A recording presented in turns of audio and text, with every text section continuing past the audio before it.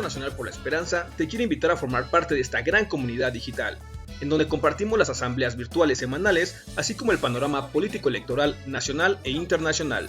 Para informarte de todo, lo único que tienes que hacer es seguir nuestras redes sociales, desde tu celular, tablet o computadora, con estos sencillos pasos.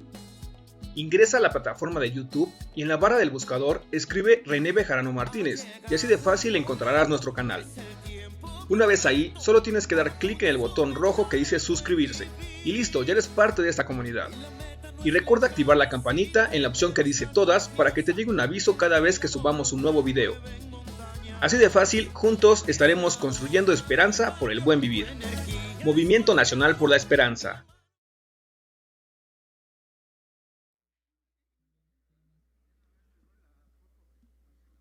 Buenas noches, compañeros y compañeras. Vamos a dar inicio a nuestra asamblea semanal del Movimiento Nacional por la Esperanza. Nos acompañan aquí en el presidium el compañero enlace en el estado de Tlaxcala, Cecilio Pérez Castañón.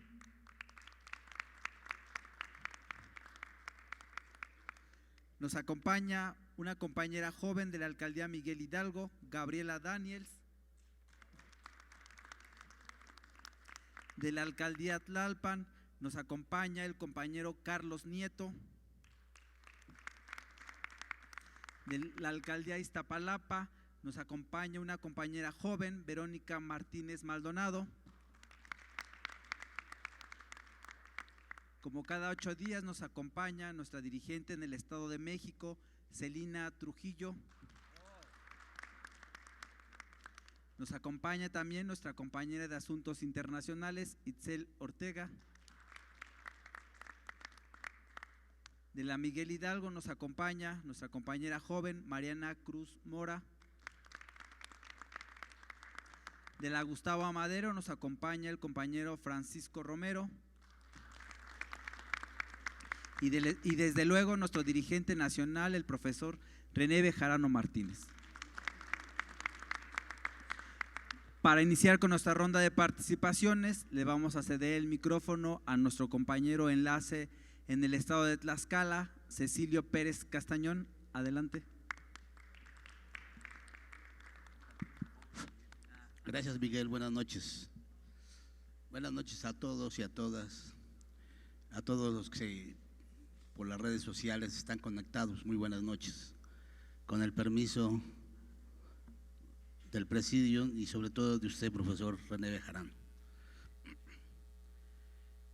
Reciba el saludo de los tlaxcaltecas que ahí estamos trabajando, construyendo. Le quiero comentar que estamos haciendo la toma de protesta de comités municipales, seccionales en los municipios de Tlaxcala. Este viernes, precisamente, en el municipio de Tenancingo vamos a tomarle la protesta a comités que ya están formados y que el presidente estatal le tomará la protesta a estos comités y seguiremos en los siguientes municipios dándole paso a esta tarea de partido. Como usted lo sabe, tenemos por ahí programado para el mes de junio un recorrido con usted en el estado de Tlaxcala, que ya lo espera con los brazos abiertos como siempre. Usted es un referente allí en Tlaxcala y que haremos hasta lo imposible porque de su estancia sea de agrado y que los trabajos que realizaremos allá sean en beneficio del movimiento y del partido. Voy a permitirme, con el permiso, de hacer un comunicado que la jefa de gobierno, Claudia Sheinbaum, nos hace la invitación a que compartamos esta información, ya que es de suma importancia, sobre todo para las personas que están por cumplir o que ya cumplieron 65 años. En este momento se está llevando a cabo el registro de acuerdo a las letras iniciales de su primer apellido. Para A, B y C fueron los días son más bien 17 y 24 de abril, de la D a la H 18 y 25 de abril, de la I a la M 19 y 26, de la N a la P del 20 al 27, de la S a la Z 20 y 28, y todas las letras el sábado 29. Todos aquellos que de una manera cumplieron 65 años entre el mes de marzo y abril, pues tienen la oportunidad de poderse registrar para que puedan entrar y percibir ya este apoyo que el presidente de la República lo ha estado haciendo y que ahora pues ya nada ni nadie podrá quitarlo, ya es por ley. Aquí en la Ciudad de México anuncian que está por vencerse la entrega de tarjetas del bienestar precisamente para los adultos mayores, en el cual se entregará un total de 906,291 tarjetas, de las cuales se han entregado 597,948 tarjetas, que esto es un avance programado del 68,1%. Para poder saber en dónde podemos recoger nuestra tarjeta, basta con entrar con nuestro CUR a la dirección gov.mx/bienestar y ahí aparecerán exactamente los lugares en donde recoger la tarjeta. Para el cambio de tarjeta está por vencerse al 30 de abril, más sin en cambio, por una petición de la jefa de gobierno, se amplía esta entrega de tarjetas del 8 al 31 de mayo. Va a haber un inter entre el 30 al 7 de mayo y el 8 continuarán con esta entrega. Se dice que al 31 de mayo, quienes no hayan recibido o hayan hecho el cambio de la tarjeta, pues van a tener ciertos problemas para recibir esta pensión. Por lo cual, este es el punto para que todos aquellos adultos mayores que no estén enterados, que no sepan, pues vamos a correr la voz, a comunicarles de que es el momento de que puedan ya obtener la tarjeta del bienestar, ya que a partir de julio únicamente se va a depositar en el Banco del Bienestar. También anuncia la jefa de gobierno un incremento como regalo del Día de Niñas y Niños del 20% para las becas, para mi primer beca, que es para preescolar, primaria y secundaria, con el 20%. Quiere decir que en preescolar recibían 500, más el 20% son 100 pesos, ahora van a recibir 600 pesos. Y así en primaria y en secundaria. Esto es, cada año el incremento que se le daba era en el mes de agosto, pero revisaron por ahí finanzas y todo eso y cabe la posibilidad, o más bien hay recursos suficientes para poder adelantar este apoyo a partir del 1 de mayo. Sabemos que aquí en la Ciudad de México, en el mes de agosto, también les hacen el pago de apoyo para útiles escolares y uniformes. También la jefa de gobierno dice que esto es necesario que lo sepamos y que todos aquellos que de una u otra manera sus hijos están en escuelas oficiales tienen el derecho de recibir ya por siempre esta beca. Gracias. Muchas gracias, Cecilio, por esta información y por lo que está sucediendo con los logros del gobierno de la Ciudad de México. Se incorpora con nosotros un líder sindical, Adrián Pedroso, del Estunam, bienvenido. Ahora le cedemos el micrófono para hablarnos de algunos datos del Estado de México, el compañero Carlos Nieto. Hola, buenas noches a todos. Vamos a tratar de conversar un poco sobre el Estado de México en cifras, más que en cifras, conocerlo un poco más a detalle. Bueno, el Estado de México se localiza en la parte central de la República Mexicana, tiene una extensión territorial de 22.500 kilómetros cuadrados, que si lo comparamos con la Ciudad de México, que tiene 1.494 kilómetros, es de verdad enorme el Estado de México. Por eso los terribles problemas aquí, Celina nos platicará después. La colindancia del Estado de México con el norte, colinda con los estados de Querétaro e Hidalgo, al sur con Guerrero y Morelos, el este con Puebla, Tlaxcala, al oeste con Guerrero y Michoacán, y obviamente con la Ciudad de México que lo rodea por el norte, el este y el oeste. El Estado de México se encuentra dividido en 125 municipios y en 16 regiones. Vamos a mencionar rápidamente las 16 regiones que se integran en el Estado de México, que yo creo que todos las conocemos.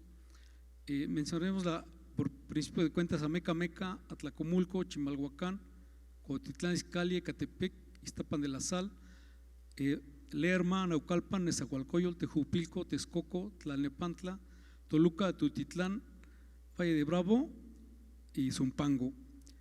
Así está conformado el Estado de México, más o menos se ve en el mapa la cuestión geográfica, cómo se encuentra. De acuerdo al último censo de población y vivienda del año 2020, existen 16.992.418 personas que residen en el Estado de México.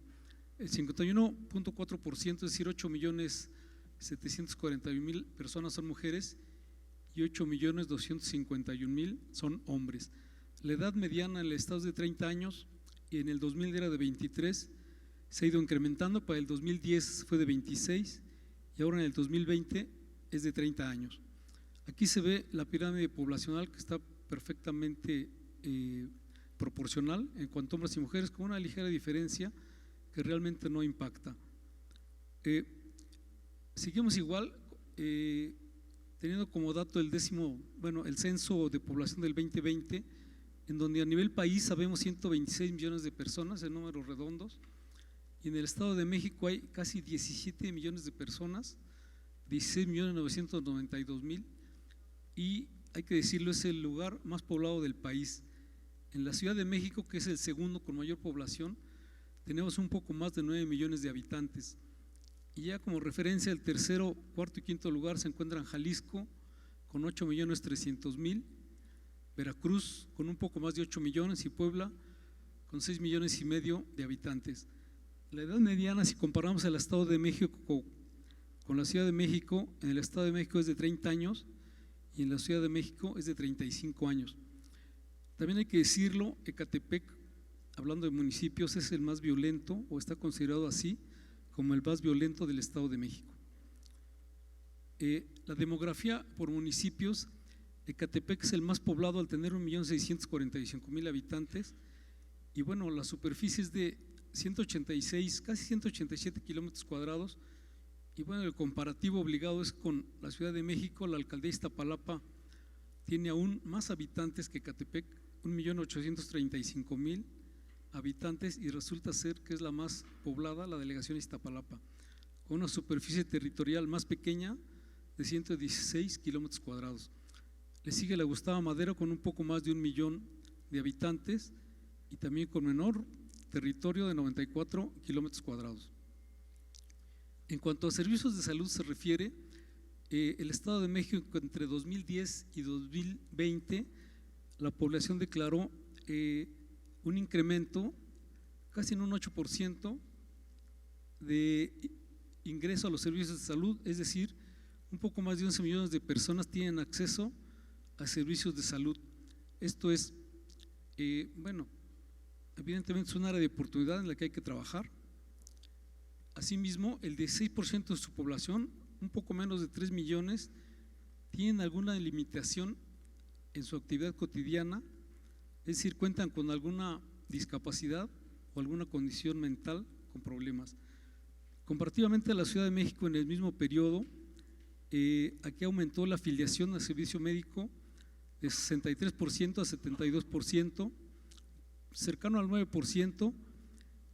Eso representa algo así como casi 7 millones de personas con acceso a servicios de salud, pero al igual que en el Estado de México, hay casi 2 millones, 1.7 millones de personas que tienen alguna discapacidad, y esto es el 18.5% de la población de la Ciudad de México.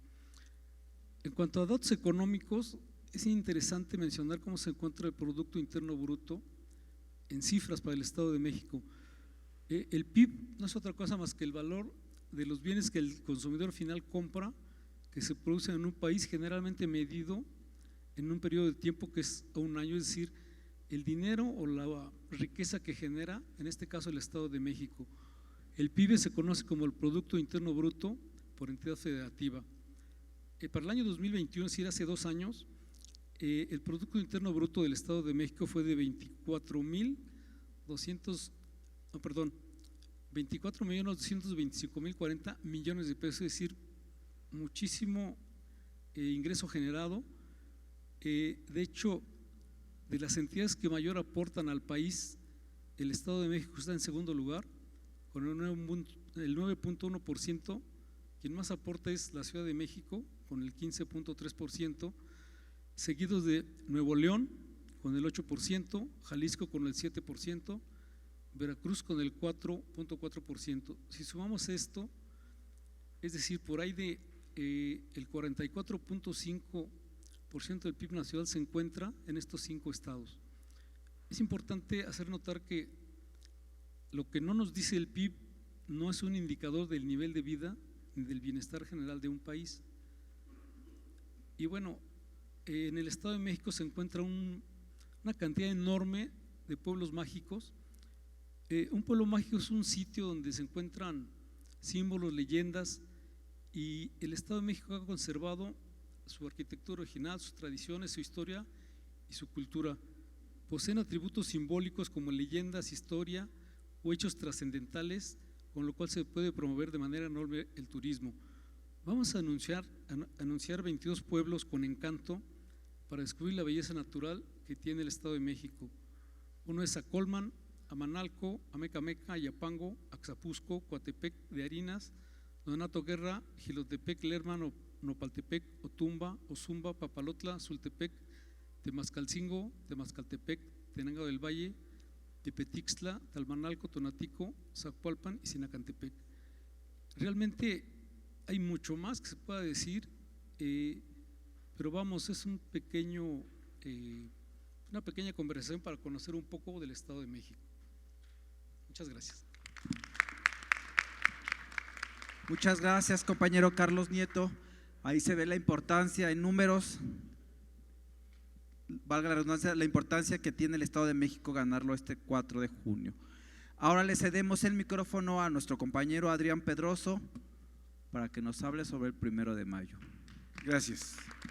Bueno, en primer lugar, agradecerle a René la introducción de este tema tan importante que es el 1 de mayo y todo lo que esto significa. Como ustedes saben, la conquista de los derechos de los trabajadores ha tenido un largo camino, desde las revoluciones de Francia y la revolución industrial, que cambiaron las condiciones de vida y de trabajo, no solamente de los obreros, de los trabajadores, sino el impacto de la revolución francesa tuvo un impacto mundial que actualmente incluso sigue gravitando. La revolución industrial, desde luego, tuvo alcances más limitados, pero para la clase obrera generó condiciones nuevas de trabajo y generó sobre todo la organización sindical.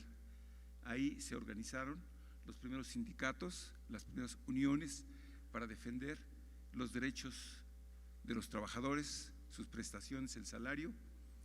En Estados Unidos pasó una cosa semejante. La influencia de la revolución industrial generó también condiciones de trabajo verdaderamente inhumanas se trabajaban largas jornadas de trabajo de 18 horas y los salarios y prestaciones eran verdaderamente miserables. Los trabajadores se organizaron. En Inglaterra se organizaron los primeros sindicatos, la Unión Internacional de Obreros.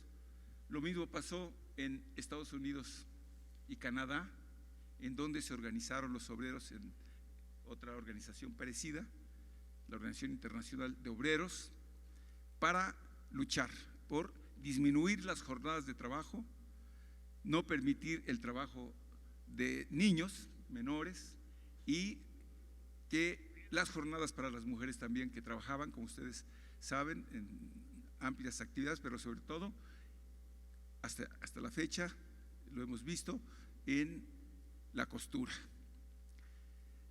Hay que decir, compañeros, que la historia de los trabajadores es la conquista de los derechos y es muy poco conocida y a veces hasta distorsionada, se oculta.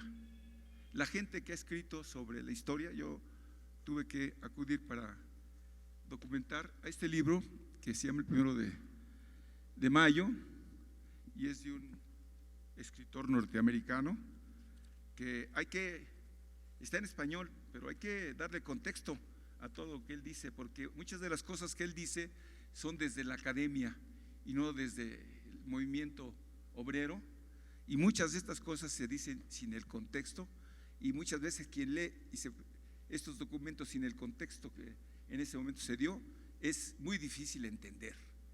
Entonces, compañeras y compañeros, pasaron muchas cosas importantes en la historia de Estados Unidos y en la historia de Inglaterra. En 1864, o sea, en el siglo XVIII, la clase obrera, como ustedes saben, pues fundamentalmente se fue creando en el siglo XVIII. Antes estaban los gremios, pero los gremios eran muy domésticos y no tenían ese alcance. El alcance mayor fue cuando los trabajadores formaron sindicatos y empezaron a exigir sus derechos. Esto sucedió en Inglaterra en 1860, donde se conquistaron los primeros derechos y los primeros sindicatos. Las condiciones de trabajo del siglo XIX eran precarias y variables. En algunas fábricas de trabajadores se tenían jornadas de 15 horas con salarios muy bajos y sin prestaciones. El trabajo infantil de las mujeres se pagaba con la mitad de lo que se pagaba a los hombres. En Estados Unidos, en principio del siglo XIX, se organizaron los carpinteros y los trabajadores de las construcciones urbanas en Nueva York, y en 1832 en Boston surge la primera huelga a favor de reducir la jornada a 10 horas por carpinteros y trabajadores de los fabricantes de los barcos, que fueron los que iniciaron la lucha en Estados Unidos. En Nueva York y en Filadelfia, el movimiento obrero adquirió fuerza y se estableció la jornada de trabajo de 10 horas para los empleados del gobierno solamente. Para los empleados de la construcción, para los empleados de la iniciativa privada, seguía siendo, para los capitalistas seguía siendo amplia. Se generaron estos horarios que se consiguieron para los empleados del gobierno, hubo decretos y establecieron leyes que en la práctica no se respetaban. Tuvieron que los trabajadores sindicalizados superar y tomar como antecedente que el gobierno de Estados Unidos ya había conseguido sus derechos para que también los patrones pudieran también respetar esa jornada de 10 horas que ya se había pactado. Tuvieron que hacer grandes movilizaciones, huelgas, enfrentamientos incluso armados donde perdieron la vida muchos obreros, mujeres y niños en ese enfrentamiento, porque como ustedes saben, el contexto que hoy, vean ustedes el contexto de Estados Unidos, el pueblo en general tiene armas y los trabajadores de ese tiempo tenían armas, claro, muy inferiores a las que tenía la policía, y los enfrentamientos fueron muy desiguales, pero los obreros se defendían incluso con armas, y por eso la lucha fue muy encarnizada. En 1845 se hace el primer Congreso de Obreros en Nueva York y se acuerda formar una sociedad secreta para apoyar las reivindicaciones del proletariado. En la medida en que aumentaban la agitación en las filas de los trabajadores, germinaba entre los patrones la idea de cómo resolver las luchas obreras. En Inglaterra se estableció la jornada legal de 10 horas en 1847 y en ese año en Nueva Hampshire se promueve una ley en el mismo sentido. Es decir, fueron avanzando en algunos estados, los estados donde la lucha era más intensa, fueron conquistando también la jornada de 10 horas.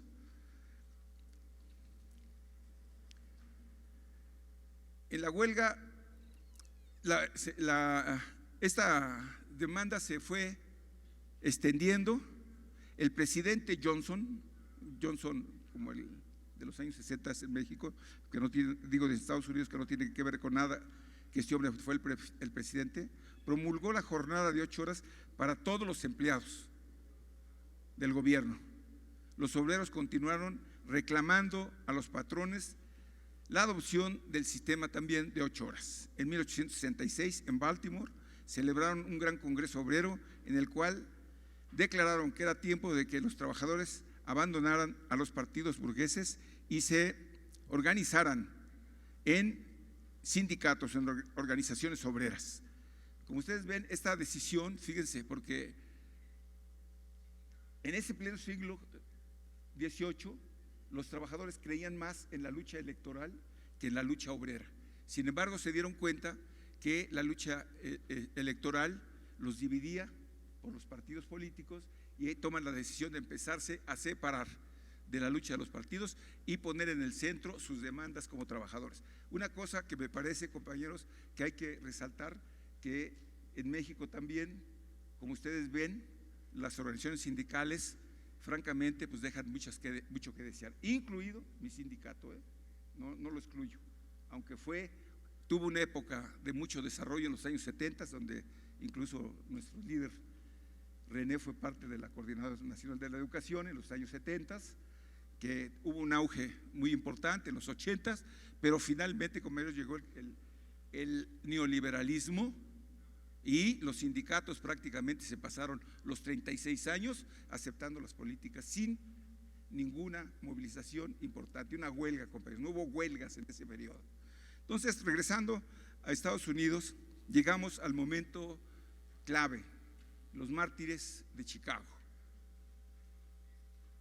que ya tenían la influencia de los anarcosindicalistas, un grupo de líderes que planteaban el socialismo, la lucha revolucionaria en contra del gobierno, y fue creciendo el movimiento hasta que llegó el momento en que en 1886 se da el acto en Chicago, un acto grande de trabajadores en donde un líder obrero avienta una bomba a la policía que estaba rodeándolos, asesinan a un policía y eso trae como consecuencia un juicio para los principales líderes de Chicago, condenan en un juicio, ya se imaginan ustedes qué clase de juicio, los condenan a muerte y a 5 de ellos y 3 de ellos encarcelados de por vida. Este hecho histórico de los mártires de Chicago, pues es muy importante que lo conozcamos porque además después de esa lucha se desarrolló con mayor fuerza la defensa de los derechos de los trabajadores. Yo quisiera simplemente decir, compañeros, que no quiero abusar de la palabra, podría hablar más cosas de cómo en México se han estado desarrollando los sindicatos después de la revolución con la Constitución de 1917, donde por cierto, la Ley Federal del Trabajo, bueno, el artículo 123 en la Constitución de 1917 nos otorgó derechos en el apartado A del 123, pero no se plasmaron, se ejecutaron las huelgas. El primer sindicato que ustedes deben saber, el SME, y otros sindicatos se consolidaron hasta la época de Lázaro Cárdenas, que se formaron y fueron las grandes luchas obreras. Y la Ley Federal del Trabajo se promulgó hasta 1939. Y esa ley, en opinión de muchos gente de izquierda progresista, entre ellos los líderes del Partido Comunista, Valentín Campa, recuerdo su concepción, decía que esa Ley Federal del Trabajo solo había servido para limitar los derechos de los trabajadores, limitar el derecho de huelga, limitar las movilizaciones y mantener controlado a los sindicatos en México. Entonces, con esto concluyo, agradezco mucho la invitación, René, y que ustedes escuchen esta breve historia de más de 100 años de lucha de los trabajadores en el mundo, y que lograron establecer el Día Internacional de los Trabajadores a partir de esas luchas de los obreros de Cananea. Agradezco mucho la atención. Muchas gracias, compañero Adrián Pedroso, por compartirnos este análisis de por qué el 1 de mayo. Ahora le cedemos el micrófono a nuestra compañera de Miguel Hidalgo, Mariana Cruz Mora. Hola, muy buenas noches a todos. Agradezco de antemano la invitación al profesor René. Agradezco la presencia de todo el presidium que nos ha enriquecido y nos seguirá enriqueciendo con sus aportaciones, su presencia, y pues el día de hoy también vengo a platicarles un poquito de la lucha de nosotros las mujeres en en vías de este 1 de mayo, porque creo que es importante reconocer lo que ya veníamos platicando desde hace algunas reuniones entre nosotros, que es la importancia de la mujer como parte de esta base obrera. Las mujeres hemos sido alrededor de la historia y de la política, no solamente mexicana, sino a nivel internacional, precursoras, y no solamente precursoras, también material de apoyo importante para las luchas obreras, pero hemos sido parte de esta lucha obrera a veces desde un discurso un poco silenciado o un tanto cuanto callado. Es por ello que creo importante que las mujeres comencemos a tomar la formación política de una forma realmente seria. ¿Por qué digo realmente seria? Porque no se trata de discursos vagos, de decir que simplemente queremos una representación proporcional dentro de las cámaras, sino que tomemos la responsabilidad no solamente como entes sociales, sino como entes políticos, entes jurídicos. Y con base en lo que decía ya el compañero, me viene a mí una reflexión, y es: ¿qué es lo que pasa con el derecho? ¿Qué es lo que pasa con este derecho que a veces se convierte en un derecho a modo de clases? Un derecho a modo de clases porque comienza a favorecer a aquellos que ya de por sí son favorecidos, aquellos que desde el privilegio no pretenden hacer del privilegio una condición, sino pretenden perpetuarlo para estar por encima de otros. Las mujeres dentro de lo laboral también comienzan a replicar al sistema familiar. Cuando se nos incorpora a lo laboral, comenzamos a hacer una repetición de cánones. Empezamos a creer que el espacio en el que estamos es simplemente una concesión de los hombres y del sistema para que nosotras podamos trabajar. Lo que sucede con esto y con la inserción de las mujeres al mercado laboral me refiero, es que comenzamos también a ser conscientes de que tenemos derechos y de que tenemos otra fuente importante, y esa fuente importante, como ya lo decía uno de esos fantasmas de la historia que ya venimos platicando desde hace algún tiempo, ¿verdad?, es la mano de obra, el trabajo. Nosotros somos propietarias o somos quien acuna al proletariado, porque varias de las revoluciones que ya mencionaba el compañero, y me voy a permitir retomarlas, son gestadas ideológicamente por mujeres. Si nosotros nos vamos a ver nuestra base revolucionaria, el porfiriato tiene gran parte de su lucha de derrocamiento, de quitar a Porfirio Díaz, por parte de mujeres revolucionarias que comienzan a escribir, y comienzan a escribir a partir de intercambiar puntos de vista entre las trabajadoras, sí, pero también entre las intelectuales, que son quienes en ese tiempo tenían la voz. Me parece sumamente interesante ver que en efecto la idea del origen de la familia de Engels sigue permaneciendo, y es que la familia empieza a tornarse como una especie de dominio. Comenzamos a ver a la línea genética e incluso a las mujeres como cuidadoras de toda su línea genética, e incluso de las que no lo son, relegando a la mujer al trabajo del cuidado, pero jamás empoderándonos o tomando el poder para ser parte de esta lucha política, social y, por qué no decirlo, proletaria. Simone de Beauvoir, por ejemplo, decía que las mujeres carecíamos de una historia, de una religión que les sean propios y que no tienen como propietarios la solidaridad y el trabajo de intereses. Yo difiero un poco en eso de Simone de Beauvoir. No tenemos una historia que se difunda a menudo, pero nosotras el día de hoy podemos ser ese factor de cambio que pueda hacer que toda esa historia se difunda. ¿A partir de qué? De la pedagogía, de la historiografía, de la toma de espacios políticos en los que hoy tenemos que ser conscientes. Esa lucha de las trabajadoras que han tomado el interés por concientizarnos como parte de una clase obrera nos permiten estar aquí. Creo que en vías del 1 de mayo tendríamos que reflexionar cómo nosotras hemos influido para esta lucha de los trabajadores. Y los trabajadores el día de hoy no son solamente quienes se dedican a la maquila, por ejemplo, o a la producción de materiales textiles, como lo fueron las compañeras del 68 que apoyaron la lucha de los estudiantes, que no era una lucha solamente de los estudiantes, era sentar bases ideológicas importantes para que con base en todos los movimientos que ya habíamos gestado hubiera algo que permaneciera. Y es la ideología de que todos nosotros podemos colaborar los unos con los otros para crear un movimiento que nos lleve a una cosa. Y es la cosa que creo que pretende este movimiento, es la causa que pretende este movimiento y es el buen vivir para la mayoría de todos. Es cuanto, dejo el micrófono abierto para los demás y ya no me extiendo tanto. Muchas gracias. Muchas gracias, compañera Mariana Cruz Mora. Ahora le cedemos el micrófono para temas internacionales a nuestra compañera Itzel Ortega. Adelante, Itzel. Hola, queridos compañeros y compañeras, muy buenas noches. Les saludo con mucho gusto, igual a quienes nos acompañan a través de las redes sociales.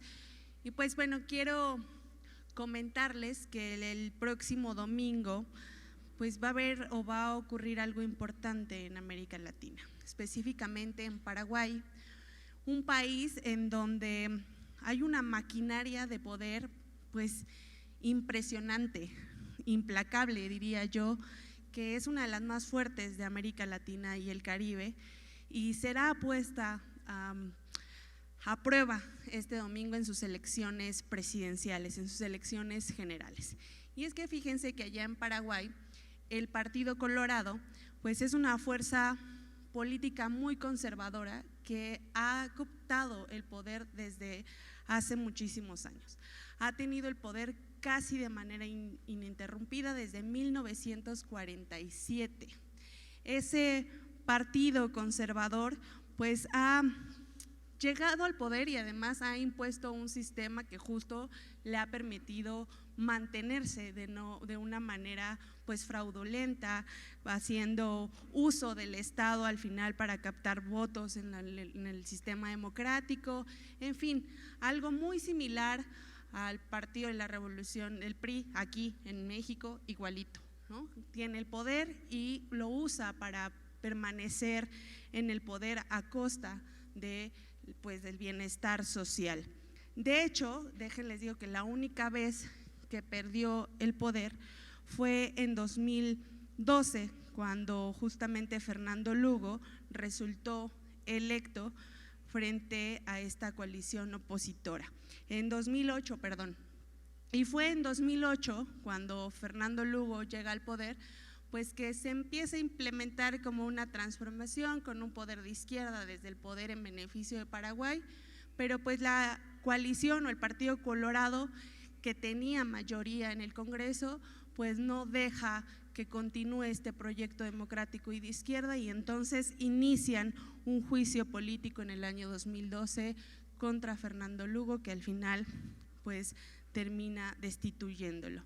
Este episodio corto de la izquierda en Paraguay pues fue así, corto, no permitió que la sociedad pudiera ver cuál era la diferencia entre ambos partidos, pero además sí dejó y permitió que la gente se diera cuenta que el Partido Colorado, que este partido conservador, pues está usando e iba a usar todas las herramientas posibles para quedarse y mantener el poder.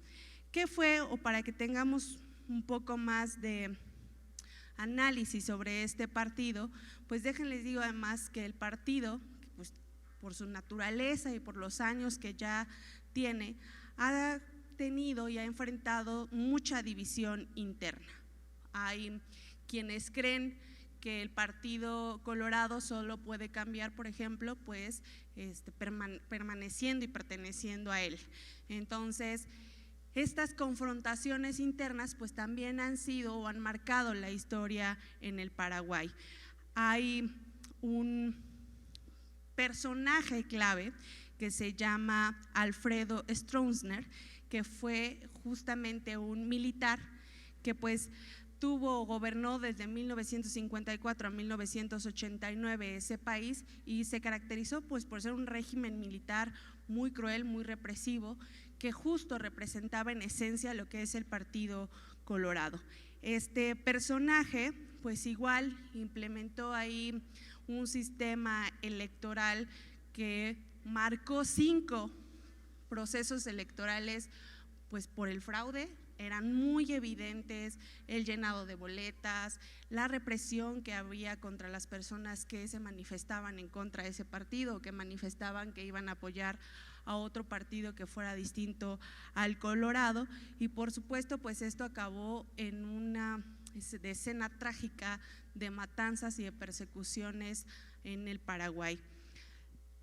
Estas diferencias actualmente pues continúan y se refleja justamente en que ahora en estas elecciones, además del candidato digamos oficial del Partido Colorado, que se ha caracterizado por tener una campaña pues igual bastante corrupta, caracterizada por el clientelismo, es decir, que se van a territorio a regalar o a poner en duda si la gente vota por otro, si puede continuar con sus programas sociales o incluso represión contra ellos o su propia familia, pues esto se ha confrontado con otro personaje que digamos está como ahí apretando la marcha.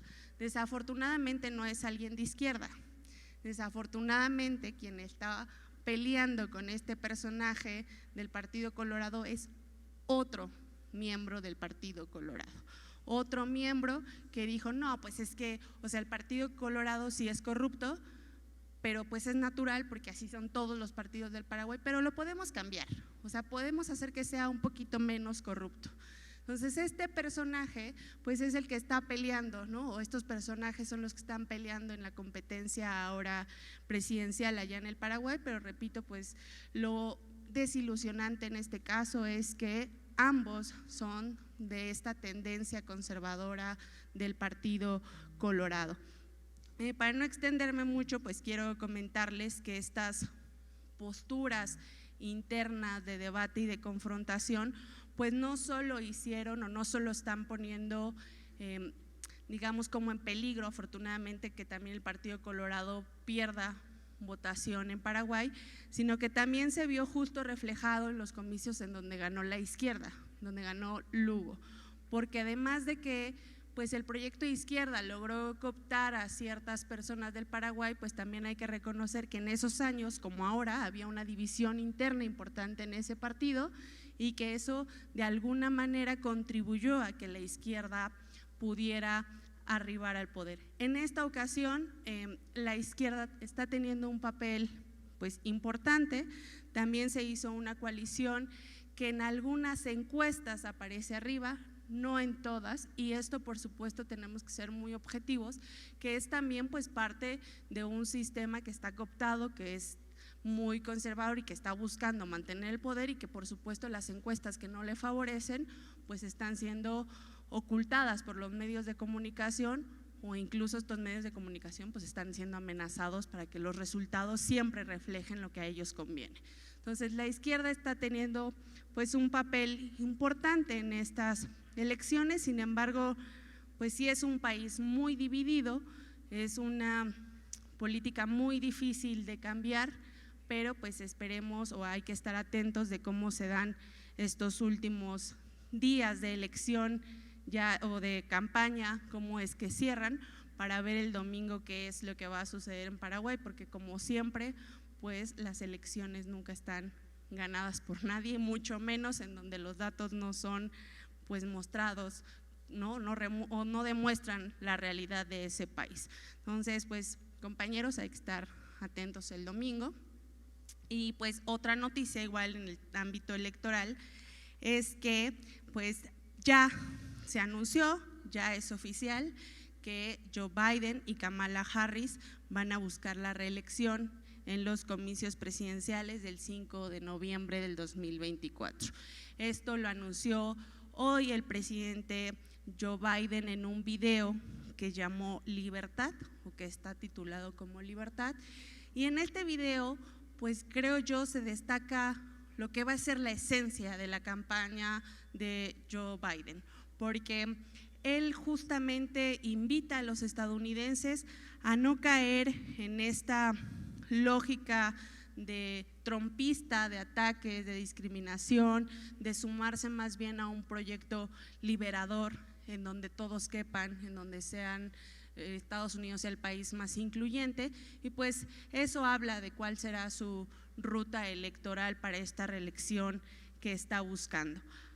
Se habla de que es la elección presidencial más complicada que va a haber en Estados Unidos, incluso más que la anterior en donde se enfrentó el mismo presidente con Donald Trump, pero pues aquí hay una pequeña diferencia que es interesante analizar. Ahorita quien podría ser su rival más fuerte, que es Donald Trump, pues aún sabemos que está enfrentando diversos juicios, no solamente los que atañen más recientes a los videos, sino por haber incitado al asalto en el Capitolio o por lo que pasó también de desvío de recursos, en fin, trae varios juicios que de alguna manera también están frenando ahorita que su partido lo impulse como candidato. Sin embargo, pues bueno, él tendrá que hacer el proceso debido en su partido para que lo declaren el candidato oficial del Partido Republicano, pero pues hasta ahorita pinta para que otra vez se enfrenten y repito que sea una elección pues bastante complicada y bastante cerrada.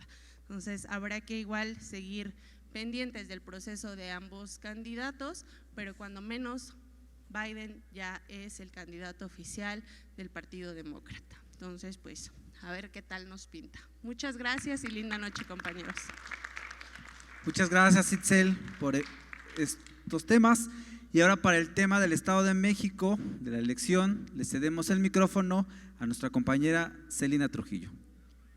Muy buenas noches, compañeras, compañeros, un gusto como siempre compartir esta asamblea semanal con todos ustedes, por supuesto compartir el presidium con nuestros compañeros y compañeras, por supuesto siempre los temas importantes. Platicarles rápidamente, compañeros y compañeras, que la batalla maestra está en marcha, que estamos viviendo momentos difíciles en el Estado de México. Como sabíamos, la mapachería salió a todo lo que da al territorio mexiquense y hemos estado viviendo momentos complicados en territorio. Por hacer un ejemplo, ¿no? Las mantas, la propaganda, todo nos lo están quitando, pasamos nosotros, ponemos mantas y nos las quitan, etcétera. Gajes del oficio, dirían en mi pueblo. Y comentarles pues que la semana pasada vivimos el primer debate de 3 que van a haber de las candidatas tanto del PRI como de Morena, y no voy a ahondar en el desarrollo, en desempeño de ese debate porque realmente el formato pues no da para que se escuchen las propuestas concretas de un lado o de otro. Evidentemente tendríamos que tener muy claro la mayoría de los mexiquenses que ahí no se disputa el desempeño de cada una de las candidatas, sino más bien se debaten proyectos. Entonces, tener un criterio sobre lo que sucedió sería muy vano comentarlo, y también creo que hace falta mucho más información. Comentarles rápidamente, ya el compañero Carlos nos dio un panorama de lo que significa el Estado de México y ahondar mucho en el tema de la seguridad pública, porque se escucha terrible los números que nos dieron, pero se vive terrible más en realidad allá en el Estado de México. Y justamente ahondando en las propuestas de nuestra compañera candidata Delfina Gómez, platicarles que la seguridad pública es uno de sus ejes transversales que tiene para este Estado de México, como propuesta para el Estado de México.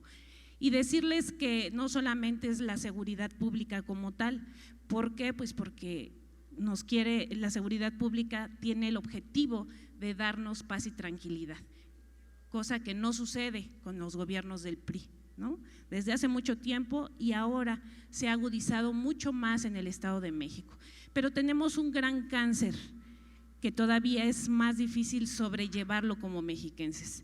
Dentro de este ámbito de la seguridad pública tenemos una seguridad vial, ¿no? Tenemos el tránsito, que a eso sí le han apostado muchísimo las autoridades, al tránsito local, al tránsito del Estado de México, pero no solamente es multar a quienes incumplan alguna responsabilidad, sino que vivimos una gran mafia que se genera a través de los corralones.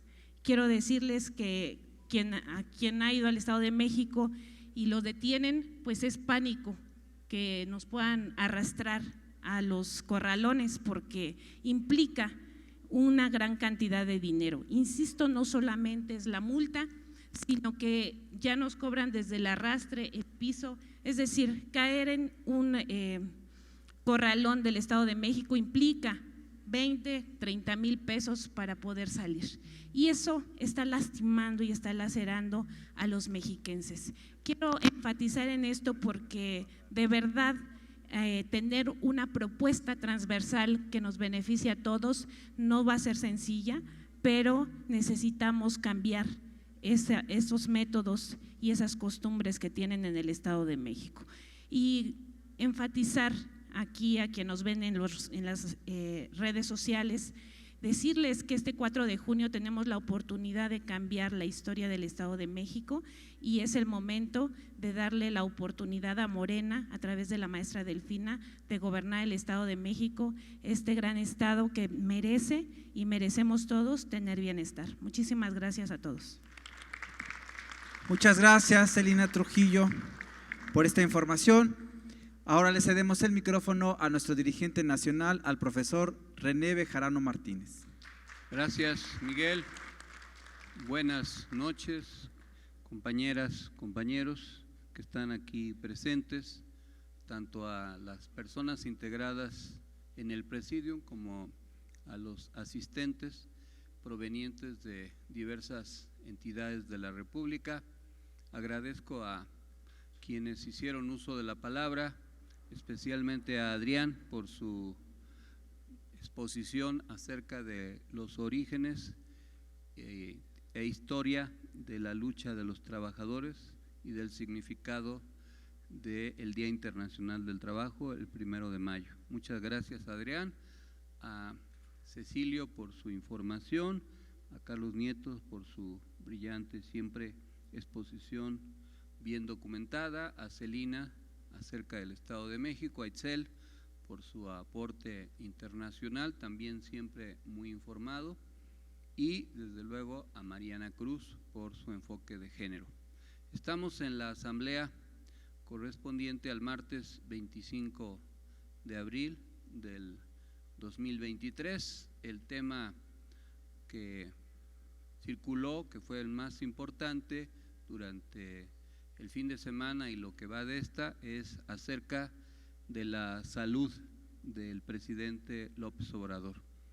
El secretario de Gobernación, Adán Augusto López, afirmó que no hay nada que ocultar sobre la salud del presidente Andrés Manuel López Obrador, quien se está recuperando de su tercer contagio de COVID. El secretario aclaró que el presidente no acudió a ningún hospital para su tratamiento porque se aisló después de dar positivo en la prueba. Además, descartó los rumores sobre que la salud del presidente es peor de lo que se ha reportado, señalando que eso es producto de la desinformación. En el fin de semana se publicó por parte del presidente un tuit acerca de su salud, de que se había contagiado, pidió disculpas por no poder ir a los festejos del cumpleaños de su hijo menor, Jesús, e informó que se iba a resguardar y que el secretario de Gobernación iba a estar a cargo de la conferencia de prensa conocida como La Mañanera.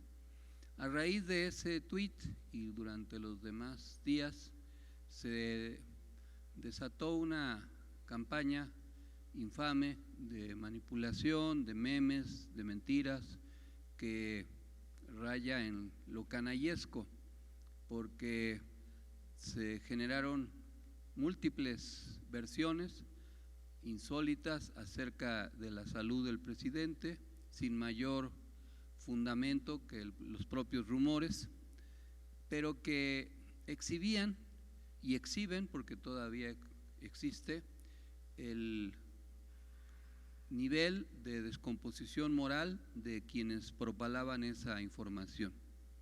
Cuando cualquier persona, quien sea, tiene un problema de salud, pues lo que se desea es que mejore, que se alivie, así sea una persona con quien no se comparte un proyecto político, porque es una actitud humana.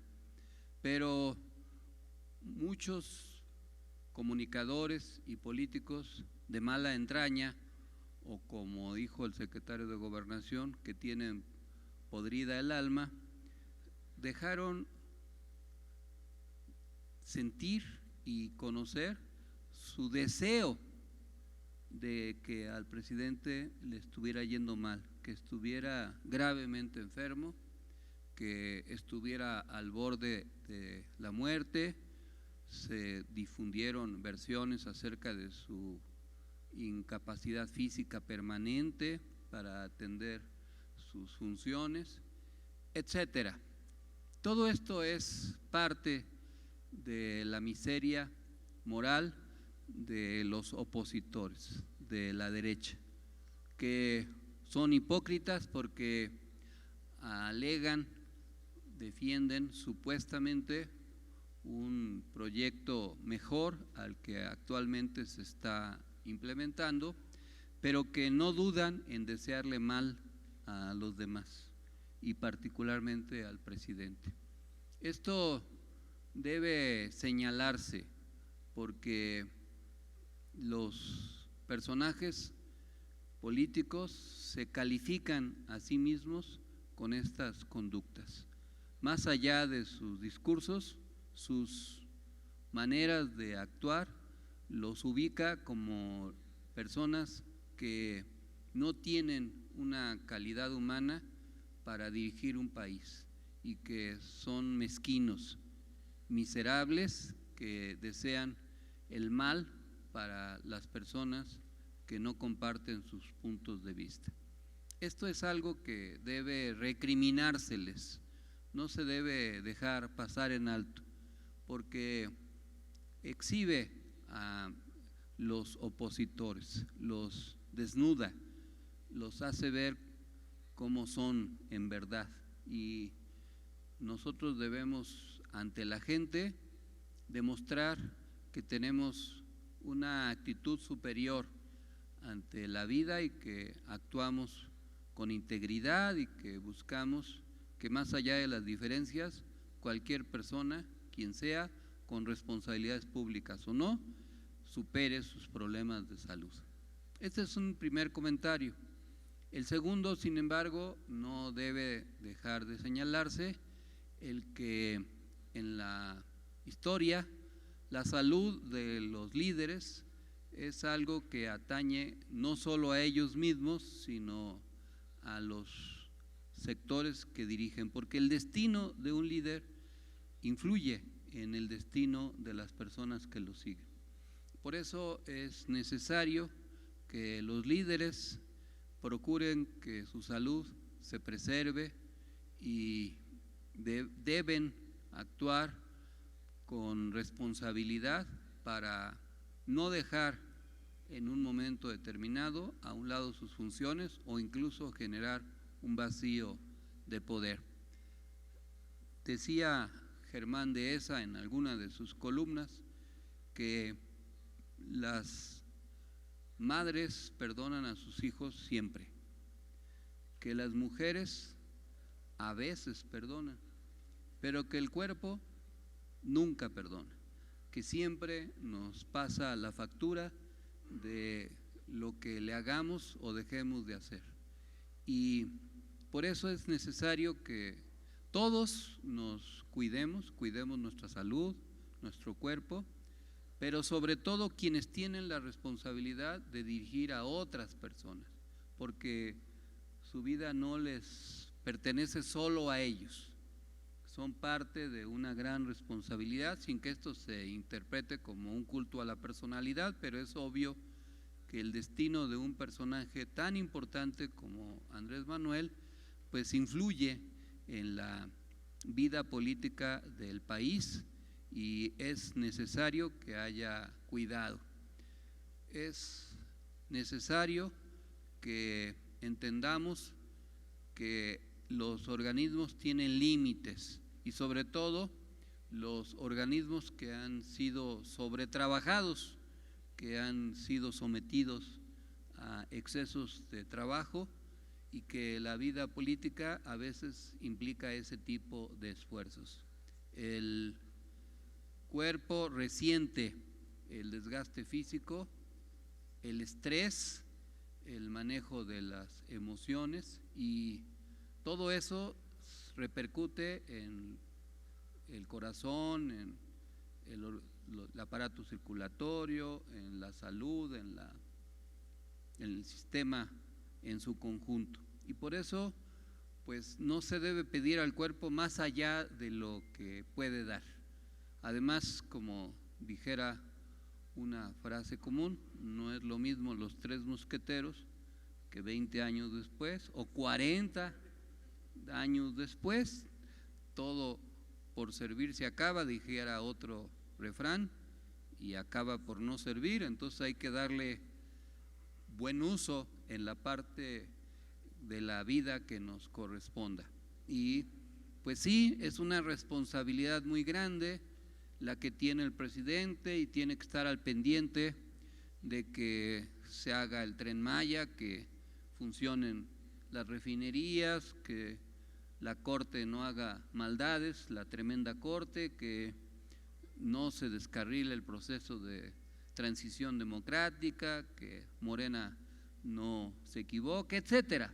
Es una gran responsabilidad, pero pues hay que entender que tenemos una condición humana y habrá que delegar algunas funciones porque nadie está obligado a lo imposible y sobre todo por responsabilidad. Y no se debe ver mal que el presidente o cualquier funcionario pues descanse. En un conocido libro de Richard Hansen, La enfermedad del poder, aparte de hablar de la enfermedad del poder, es de la enfermedad de los que tienen el poder. Y es importante cuidar la salud.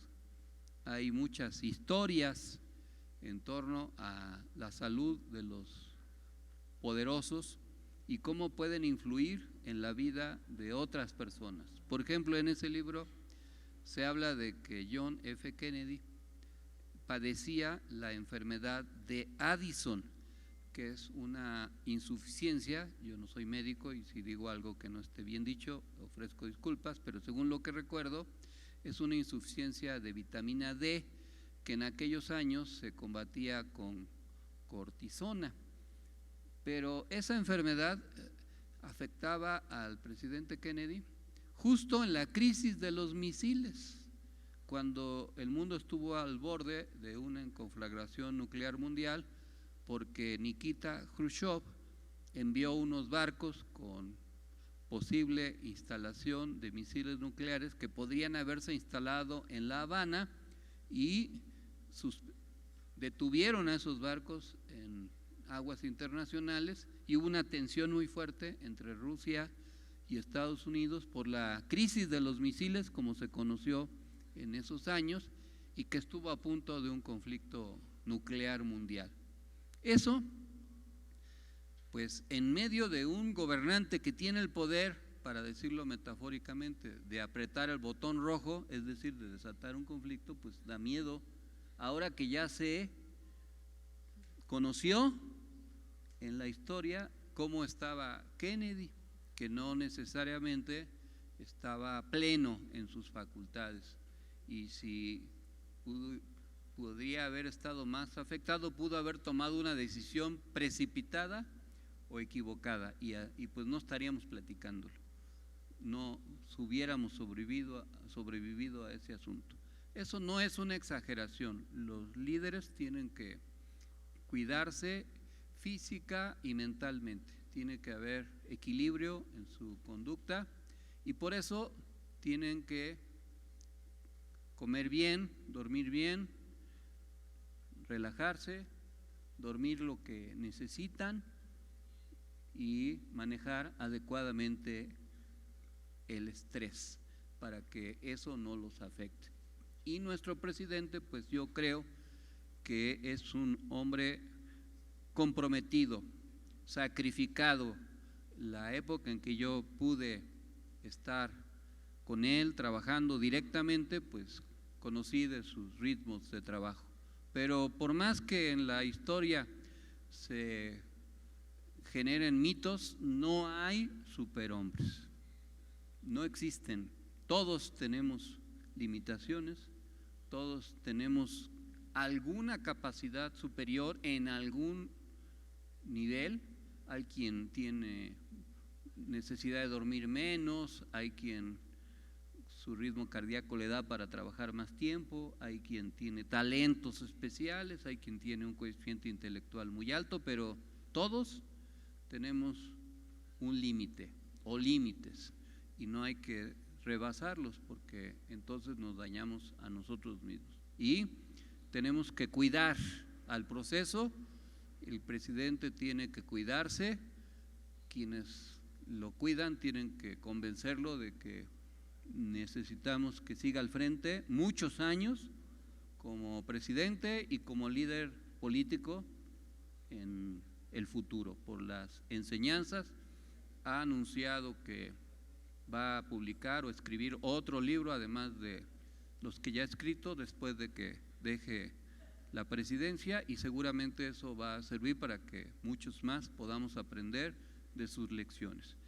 Nosotros deseamos que el presidente se recupere, que pronto lo veamos desempeñando adecuadamente sus funciones, y pedimos a todos que estemos alertas para que las campañas infames de los canallas que difunden deseos de mala entraña no se difundan, que seamos personas nobles y que podamos valorar la salud de todas las personas, y especialmente de quien está al cargo de la responsabilidad principal en el poder político de este país.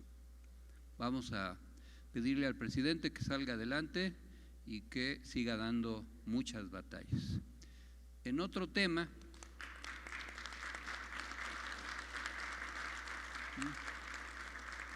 antes del fin de semana, el presidente López Obrador criticó a los ministros de la tremenda corte, como les digo yo, por declarar inconstitucional el decreto que incorporaba administrativa y operativamente la Guardia Nacional a la Secretaría de la Defensa Nacional, y los tildó de corruptos por intentar negociar los tiempos para la transferencia.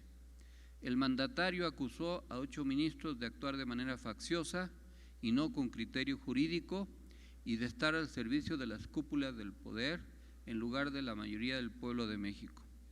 Tras la decisión de la Corte, López Obrador ordenó mantener al general retirado David Córdoba Campos como comandante de la Guardia Nacional.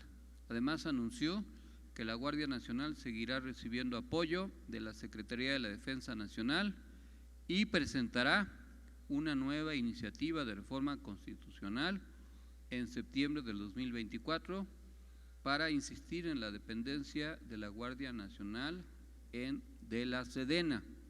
Para que esta iniciativa tenga éxito, necesitamos ganar las elecciones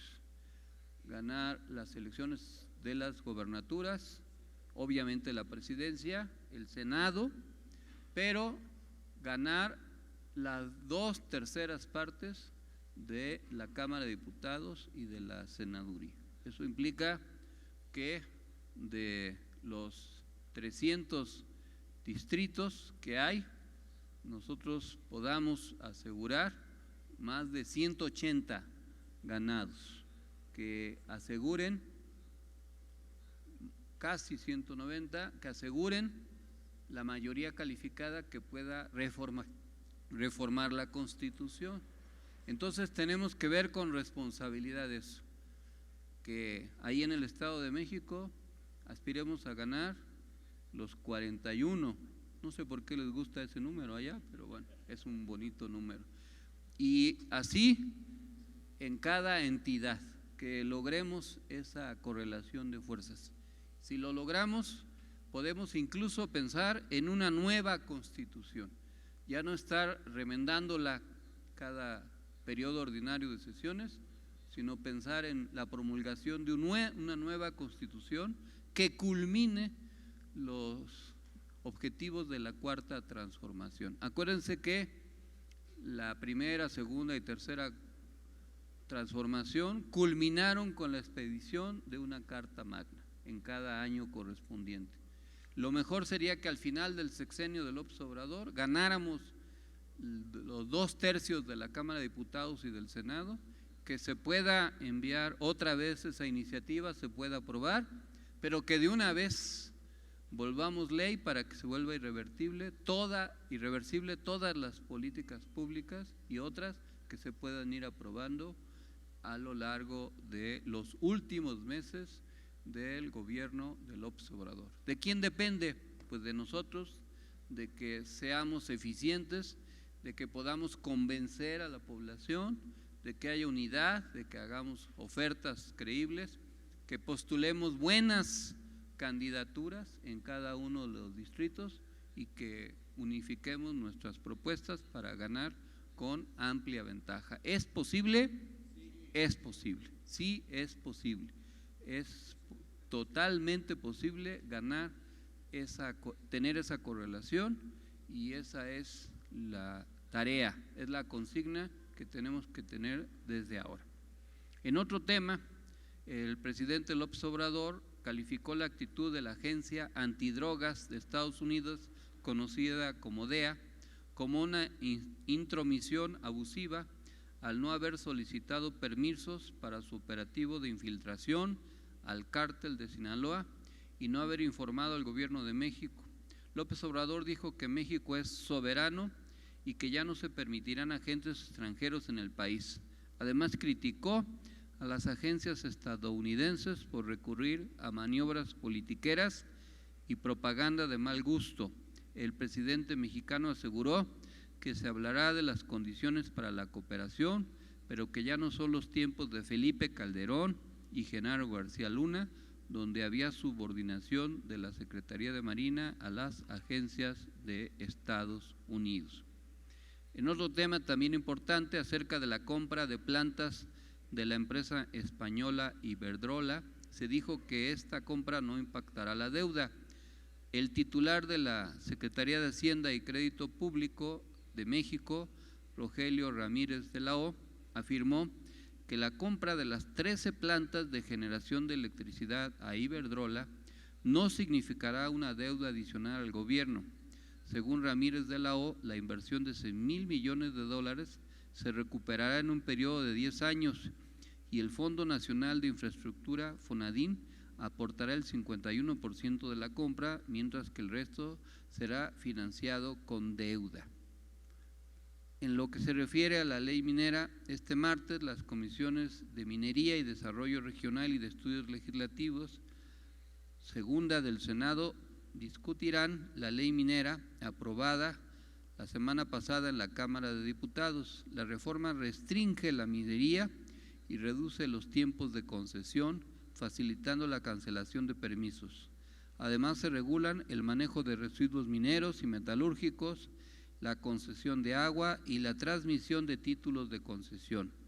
El dictamen también obligaría a las empresas a devolver al menos el 10% de los beneficios a las comunidades y a revelar el impacto de sus operaciones. En otro tema, según la encuesta nacional de seguridad pública urbana del Instituto Nacional de Estadística, Geografía e Informática, mejor conocido como INEGI, durante el primer trimestre del año 2023, 62 de cada 100 mexicanos consideran que es inseguro vivir en su ciudad, la proporción más baja desde el trimestre tercero del 2013, y se ha registrado una disminución significativa en comparación con los últimos años. Las ciudades donde se percibe mayor inseguridad son Fresnillo y la ciudad capital de Zacatecas, Naucalpan de Juárez, Ciudad Obregón, Uruapan y Colima.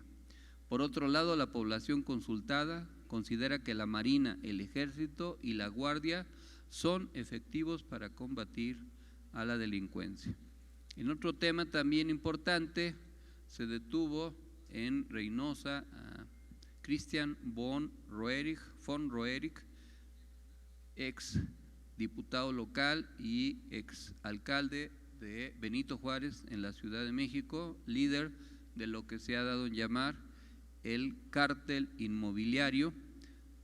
Fue detenido en Estados Unidos y extraditado a México para enfrentar cargos por uso ilegal de atribuciones y facultades, además de asociación delictuosa. Von Roerich había estado prófugo de la justicia desde que se emitió una orden de aprehensión en su contra a finales del año pasado. Quiso ingresar ilegalmente a Estados Unidos disfrazado de migrante, fue detenido y deportado. En otro tema, la sesión del Instituto Nacional de Acceso a la Información fue suspendida. El titular de la Secretaría de Gobernación de México, Adán Augusto López Hernández, calificó como un despropósito la intención del INAI con solo 4 de sus 7 integrantes. El funcionario remarcó la inoperancia del organismo y la distribución de cuotas políticas para su conformación, a la vez que destacó la resolución de la Corte que impidió la sesión. También señaló que son los senadores quienes tienen la obligación y el derecho de designar a los comisionados del INAI. En otro tema, el gobierno de México vendió el avión presidencial al gobierno de Tayikistán. ¿Cómo se dirá los que viven ahí? ¿Tayikistanís? Quién sabe, pero nunca había oído hablar de ese país, la verdad. Tayikistán, pensé que estaba por Afganistán o por Apatzingán, pero lo bueno es que se vendió por 92 millones de dólares, lo que generará ahorros al gobierno mexicano al no tener que pagar más intereses por arrendamiento. Los recursos obtenidos se utilizarán para construir 2 hospitales en Tlapa, Guerrero, y en Tuxtepec, Oaxaca. Muy bien.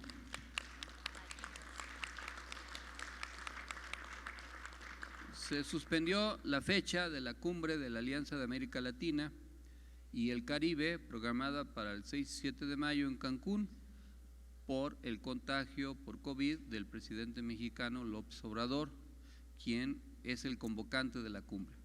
La cumbre tenía como objetivo encontrar soluciones conjuntas a los problemas de precios y carestía en la región, así como fortalecer la integración y el comercio regional. También se preveía discutir la elaboración de un pronunciamiento conjunto en búsqueda de la paz ante el conflicto bélico entre Rusia y Ucrania. Por el momento no hay fecha para reprogramar los trabajos de los 11 países convocados. México, Cuba y Colombia suscriben declaratoria de regulación sanitaria. Estos países firmarán la Declaración de Acapulco para establecer las bases para la creación de la Agencia Sanitaria y de Medicamentos de América Latina y el Caribe. Este organismo establecerá estándares comunes y garantizará la calidad de los insumos utilizados en la región, eliminando la duplicidad regulatoria y promoviendo la investigación clínica y terapias innovadoras en el continente. La agencia tendrá el apoyo de 10 países de la región y se consolidará la transformación de los sistemas regulatorios hacia la autosuficiencia y soberanía. Ya Itzel nos hizo favor de comentar el anuncio que hizo Joe Biden de que va a competir nuevamente para ser presidente de Estados Unidos, y también ya comentó el proceso electoral en Paraguay. Les mandamos los resultados de la encuesta semanal. Es importante señalar que en la ciudad hay un repunte tanto en la aprobación del presidente como en la aprobación de la jefa de gobierno. En la Ciudad de México, que había sido, como ustedes ven en el histórico, un nivel difícil de aprobación, que eso se reflejó incluso en las elecciones del 2021. Hay también un leve descenso en el nivel de aprobación del presidente. Esperemos que esto se vaya corrigiendo, no es grave. Les mandamos el cuadro de análisis político de abonos tácticos, equilibrios, contrapesos y mermas coyunturales que tienen que ver con la situación política en el país. Deseamos que este fin de semana pues haya buenos festejos para las niñas y los niños en todo el país, y también que recordemos la importancia de la lucha de los trabajadores el 1 de mayo. Durante muchas décadas esto, más que una batalla de lucha, era una forma de exhibir el control que el gobierno tenía de los líderes sindicales. Ahora hay que ir recuperando la tradición de lucha con un nuevo sindicalismo en el marco de las nuevas condiciones laborales del siglo XXI y también de las nuevas demandas de las y los trabajadores. Esto es parte fundamental de nuestro programa de lucha y esperemos que así sea, por el buen vivir. Muchas gracias, compañeras y compañeros, y buenas noches. Para concluir nuestra asamblea semanal, nos ponemos de pie.